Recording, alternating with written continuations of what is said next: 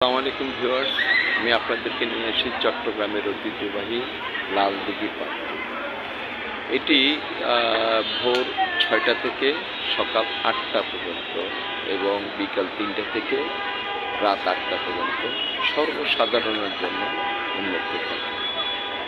এইখানে সজীব নিঃশ্বাস নেওয়ার জন্য এবং নির্মল পরিবেশে ঘোরাফেরার জন্য মানুষ এখানে অর্থাৎ আবাল বৃদ্ধ বনিতা সকলেই এখানে আসে। আর বৈশাখে তপ্ত রোদ যখন পড়ে তখন কিশোর যুবকরা এখানে গোসল করে মনের আনন্দে। চট্টগ্রামের বাসিন্দা অথচ এই লালদিঘির ময়দানে আসেননি, টাকা খরচ করে দূর দূরান্তে যাওয়ার চেষ্টা করে।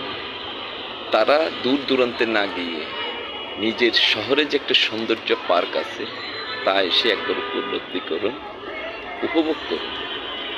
আর দেশের অন্যান্য জেলার যারা আছেন বিনোদনের জন্য, নির্মল পরিবেশের জন্য কোথাও যাওয়ার জন্য ইচ্ছা প্রকাশ করছেন, তারা ইচ্ছা করলে চট্টগ্রামে এসে এই লালদিঘি পার্কে একটু ঘুরে যেতে পারে।